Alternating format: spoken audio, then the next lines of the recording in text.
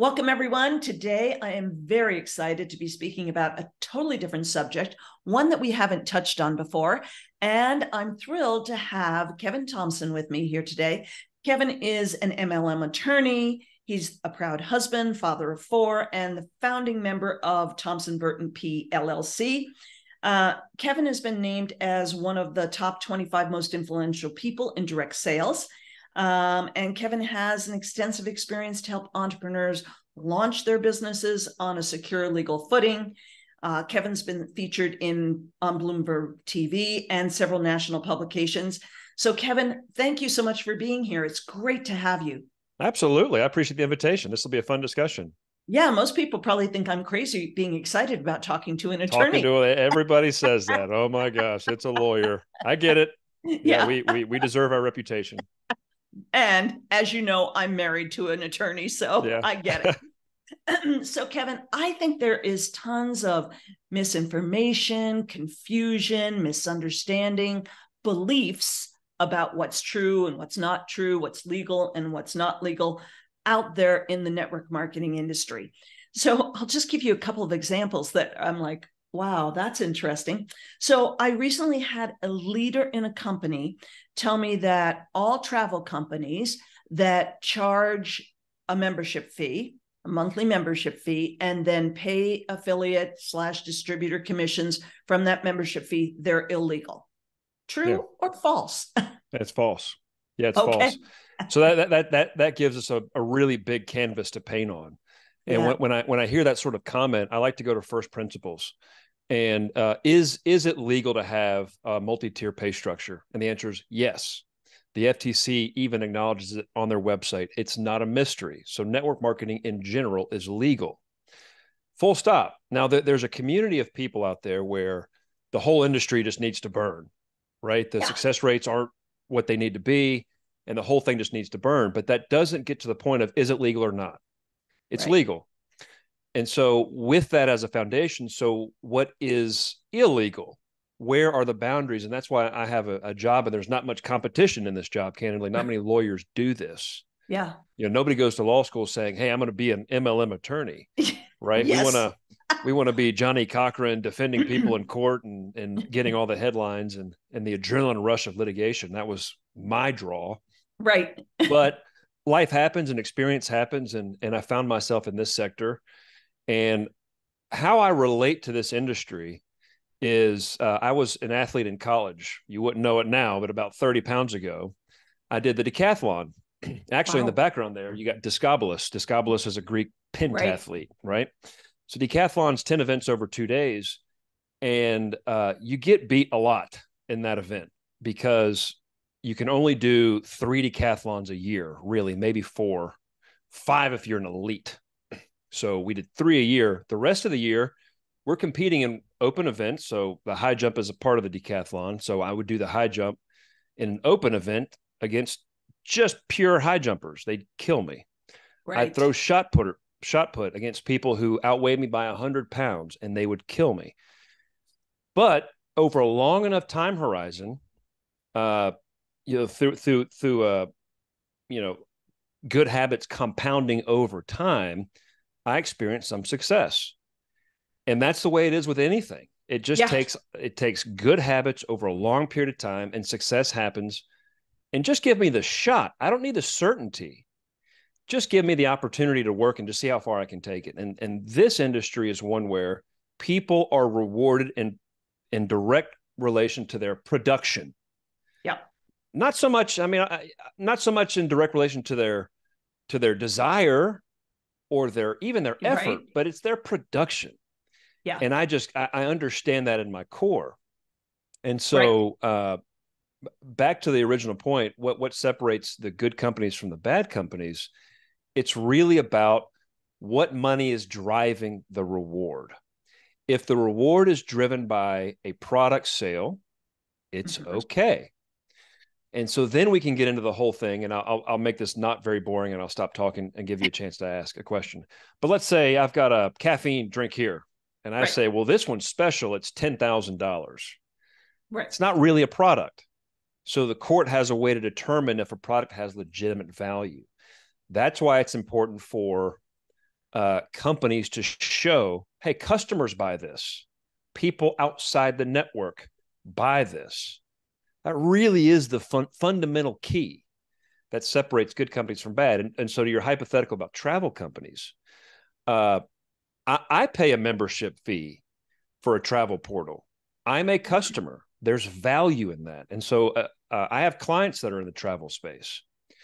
And so as long as the portal has value for people outside the network, it's fine. That is a legitimate product sale, and that does exist in our industry. Okay, great. So it's not true that if there's a membership fee and people are being paid commissions from that membership fee, that it's illegal against FTC regulations, right? As long as the membership fee is also available to customers, right? If customers can pay the membership fee and access the benefits, you're okay. Right. And when you say product, we're really talking about product or service. Absolutely. So anything of value. Product. Right. Great. Okay, so here's another one. I had a leader not too terribly long ago, and I'm talking about leaders in the network marketing industry that are out there saying these things. And I don't for a second believe they're saying them to be malicious. I think this falls under this huge category of misinformation, confusion, misunderstanding. So I had another leader tell me that any matrix comp plan is illegal. Yeah, so courts, they're precise like sledgehammers.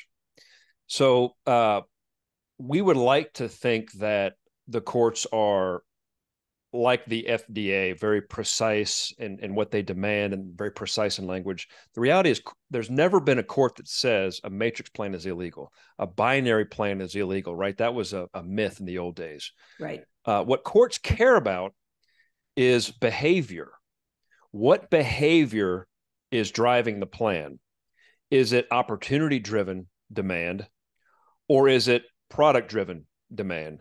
And I'll give you an example. Back to my $10,000 soda example. Right. The only way to make that work is to recruit people. It is going to be recruitment heavy and very low on product value. So the behavior in the field is recruitment heavy. Right.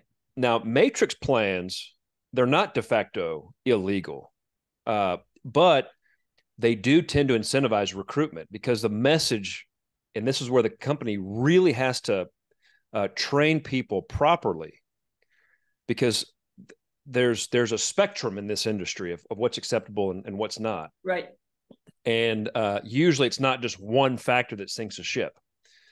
And so if you have a plan that doesn't incentivize recruitment and growth, it needs to be offset by good training, retail sales requirements, customer acquisition, those sorts of things, and it's fine. Okay, great. So I recently read your colleague, Tim Ritter's article on required purchases, the MLM pay-to-play dilemma. So he basically saying in that article that you can't be forced to have minimum monthly auto ships in order to be an active affiliate and get paid. But don't 95% plus of network marketing companies require a minimum monthly auto ship in order to be an active affiliate and to get paid commissions?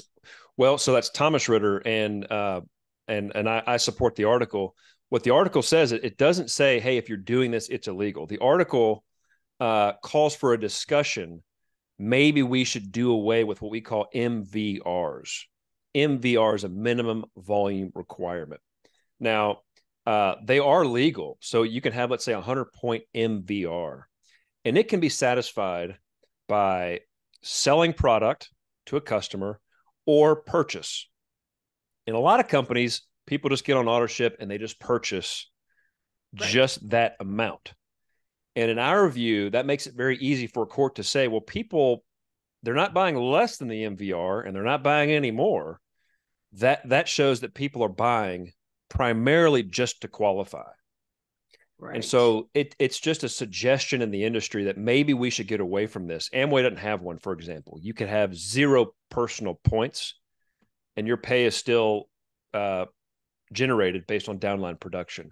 And so we still think, and I'll use an example, the 4 horsemen of death of humankind. It's cancer, heart disease, diabetes, and mental problems, Alzheimer's and dementia, right?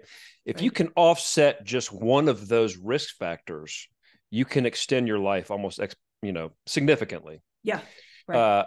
It's this whole longevity trend. If you just take off one of those risk factors off the table, it helps. That's the MVR concept. If a company, and I get it, it's not very popular, and people are like, well, hey, my competitors are doing it and they're fine. And that's true. But there is inherent risk with companies with MVRs. And back to my spectrum comment, if there's an MVR, we recommend that you better make sure that customer sales are incentivized. Because if 90% of the company volume comes from, let's call them distributor or affiliate purchases, right, that's a problem.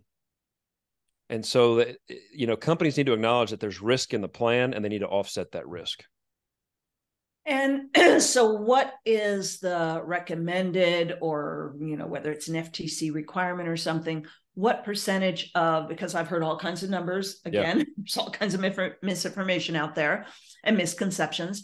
What is the required, or whether maybe there's not a requirement, is there a suggestion that you have in terms of the percentage of, for those companies that have that minimum monthly volume requirement, what percentage of sales do they have to have coming from customers? So there's no hard and fast rule, but with case law, we know that 3% is not enough, right? That was Burn Lounge, which was a case in the mid 90s. I think, no, I'm sorry. That was early 2000s. Wait, I'm drawing a blank. I think it might've been 2014. Sorry, getting my cases confused. Mid 90s was Omnitrition. So we know 3% is not enough. I'm being a little facetious. That's absurd. Right. That's really low. The FTC has never given out a percentage. They've never, now in speeches, which is where the agency, like the FTC and the SEC, they give you a feel for their vibe, the mood that they're in. Like, this is what we perceive to be a problem. But remember, the FTC, SEC, the whole alphabet soup agencies, they can't make law. So, but they have a lot of discretion in the kinds of companies that they pursue. And they'll give you a heads up in the form of speeches. And so Edith Ramirez, the commissioner under Obama, she gave a speech saying that the plan needs to be primarily driven by retail.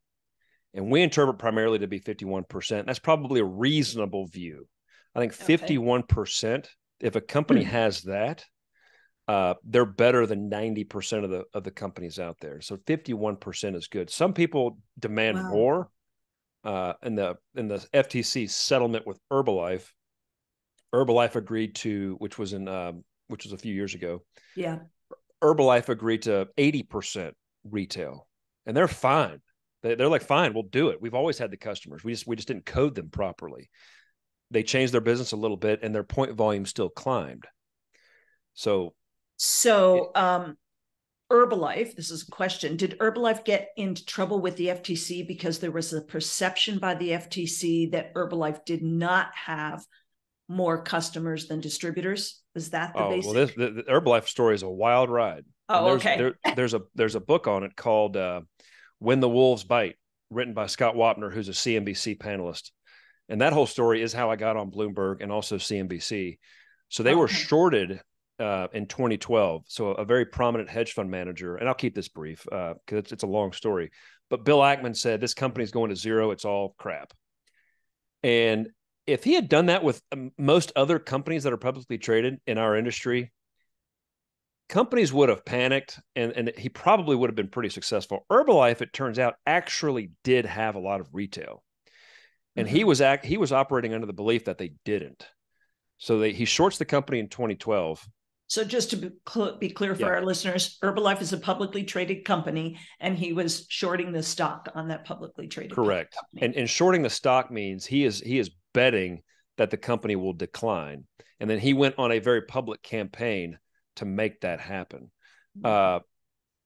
Footnote, Carl Icahn had a bone to pick with Bill Ackman. And so Carl Icahn bought shares of the stock, which then protected the value. Very fascinating. FTC does step in, and they investigate Herbalife. They did settle with Herbalife, and they never called Herbalife a pyramid scheme. They just said, hey, look, if you want to keep operating, these are the restrictions. Herbalife said, fine. And it's amazing. And I've had this article in my head for a while. I can't quite get it to paper. I do have their volume points mapped out since the settlement, and their volume has increased. So our industry does provide value to the marketplace. I mean, Herbalife's a good example of that. And I think there's a lot of companies that if they tried, they could really show strong customer numbers. Neora is another example. The FTC sued Neora like 3 years ago. And the FTC just assumes, oh, the retail sales are nothing. They just make that. I think that's very improper. And in fact, Neora, they got it in court. They proved they have over 70% of their volume is retail. So we're still waiting on that decision. I'm expecting / hoping Neora comes out on top in that one. So, but to answer your question, more is better. More retail is better. And really interesting for people to understand that the FTC doesn't make laws. And as you said, it's not all black and white. It's not like there's necessarily a place that you can go and look up what must a network marketing company do to stay under the radar of the FTC and be 100%, crystal clear, perfect, right? Right. Yeah. Well, and actually, little political lesson here. These agencies are led by people appointed by the president. So you have a Republican president, they tend to appoint Republican people in charge of these agencies. And so these entities really shift over time, and there's not much continuity. But over time, these agencies, the SEC is a really good example. They're not getting much help from Congress. As a real example, cryptocurrency is a new thing. Yeah. And Congress just doesn't know what to do. Right. So they're doing nothing. And so the SEC is like, well, crap, we got to do something. And so over time, these agencies flex their muscle and they get involved in these industries and they don't really have authority. And so we see that across, but now that the courts are different, the courts tend to be more conservative now throughout the whole country. You're seeing judges push back and say, hey, even the FTC with the Supreme Court, capital S, capital C, they lost an issue 2 years ago unanimously. And the issue was the FTC was pursuing monetary damages. They've been doing this for 30 years. And the court says, wait a second, where does it say in the statute that you have this power? Right. And so that power was sort of assumed over time. So to your point, it's the regulatory environment is very confusing, especially right now. And again, for our listeners, we tend to hear things in the industry like, the FTC, shut down Vima, for example, or the FTC shut down this company or Avocare or whatever. And we tend to think that the company was evil, whatever. And as my husband, the attorney, reminded me just a couple of days ago, regulatory issues come up all the time with all kinds of companies. Facebook, whether you like Facebook or don't like Facebook, comes up against regulatory issues. Microsoft, Apple, it's part of doing business if you're, in the US. And so it doesn't mean that the company is necessarily illegal or evil or anything like that if they come up against a regulatory issue with the FTC, correct? Well, correct. Yeah, I call it the bigger companies are like ATM machines. The FTC will knock on the door and pull out cash. $1 billion here, $500 million there. In my opinion, the FTC is really setting its sights on larger issues. They're not so much focused on network marketing. Now, they could be waiting to see how this litigation pans out with Neora. But I would agree with you that it was overreach with Vima. It was overreach with Neora. Same with Advocare. Neora fought back, so they're not done. Right. Advocare settled. And I think it was overreach with Herbalife, because if Herbalife was a pyramid scheme, they would have collapsed by now. Right. Because a pyramid scheme can't have retail sales. A pyramid scheme offers minimal value to the marketplace. You can't have 80% of your revenue come from customers as a pyramid scheme. I'm very emphatic about that. And so I think Herbalife was a little political pressure and overreach. Sometimes the FTC gets it right. Mm-hmm. More often than not, they don't, in my opinion. Yeah. Interesting, isn't it? So another question for you, Kevin. Does the FTC actually shut down companies? Or is it that, the penalties the company has to pay or how they'd have to restructure everything is just too great and they can't afford to stay in business after they've been, hit on by the FTC? It's a combination of things. So typically what happens, the FTC will get an immediate injunction, and that is a shutdown. And that shutdown is in place during litigation. And so if that shutdown stays in place for 2 years, nobody can survive. That is a shutdown. Now, sometimes the company can get that injunction lifted and say, Your Honor, this is aggressive. The FTC misstated the facts. Lift the injunction. That has happened. It doesn't happen often. It happened in a company was sued 2 years ago called Financial Education Services, and they were able to get the injunction lifted. They are still in business and doing quite well. Vima, same sort of thing. They were shut down. They got to the hearing, and then they negotiated a settlement. They're still operational now. So it really depends on the business. Right. Okay. So let's shift a little bit and talk about keeping distributors, affiliates out of trouble.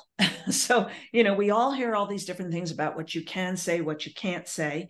And I have a list here of things from one of the companies that I work with, of things that they consider to be, and I'm not sure if they got this from the FTC, because the beginning of this says the FTC will take action against individuals who or companies that make deceptive income claims or lifestyle claims. Well, we've heard that before, right?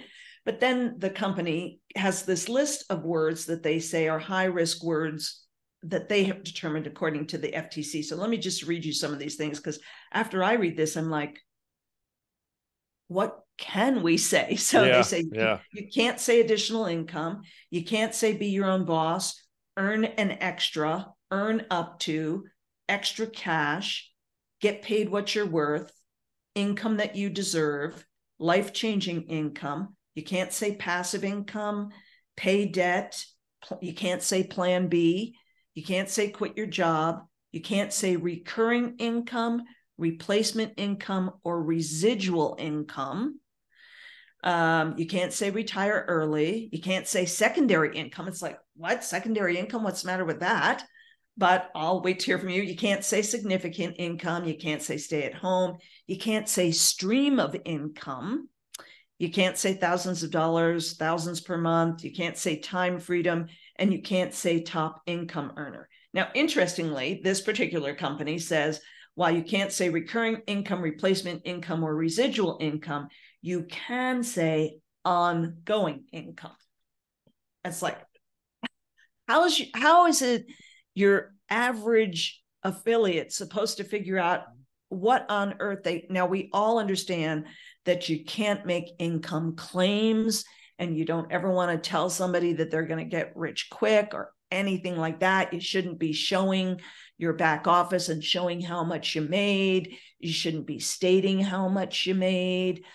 You need to have disclaimers on everything. So if you're doing, like, every one of my YouTube videos has a disclaimer on it, right?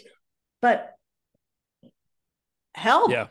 Yeah. Help. Also, you can't say you enjoy yourself. You can't go out in public. No, so companies have a lot of discretion in how they want to police their field. So that there is no magic formula here. And the company you're talking about is obviously very, very, very conservative, and probably more likely than not to survive regulatory trouble in the future. Now, is it worth it if it grinds sales to a halt? That's a decision that they have to make internally.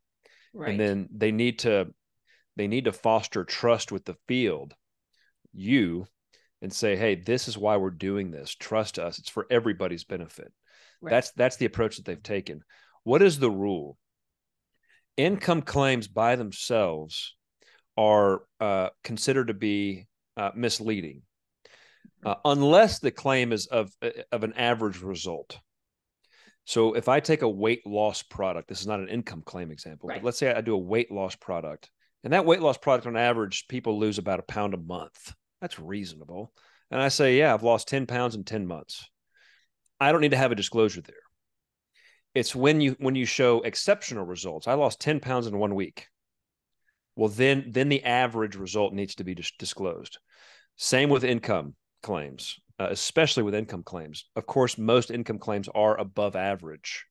Right. And so when a claim is made, they can be made, but people have to provide averages, and that's hard. That's hard for people to do, and to do it regularly and to do it well. And the company has to provide those averages. Right. I mean, that's the thing. Most of us don't have a clue what the average income is. Yep. And so that's the rule.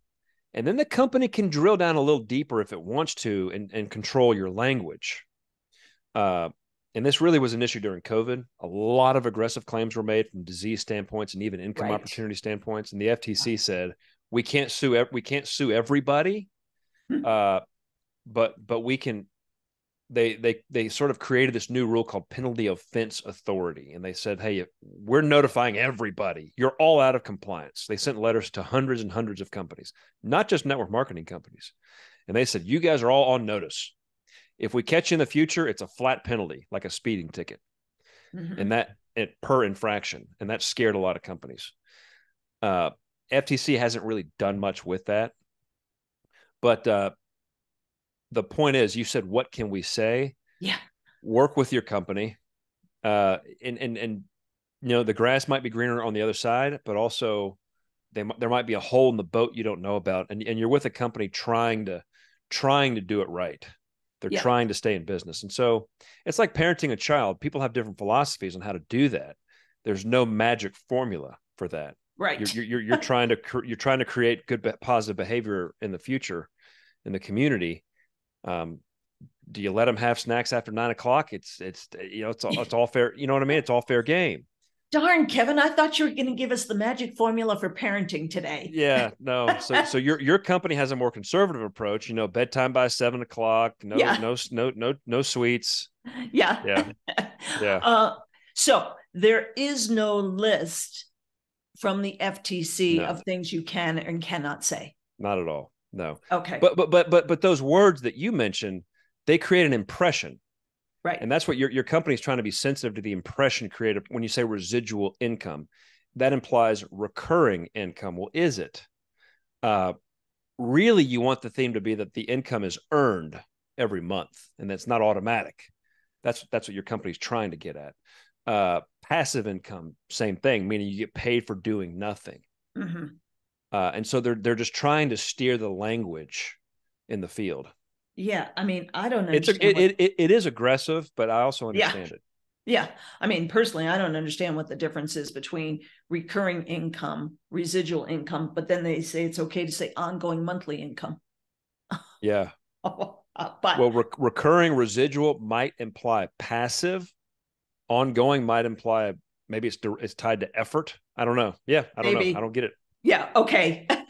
But again, we have so many misunderstandings, misconceptions, and beliefs out there about what the law is, what the FTC says, what they don't say. So good to hear from someone who full-time practices, as an attorney in this space, right? Gloria, I lost you.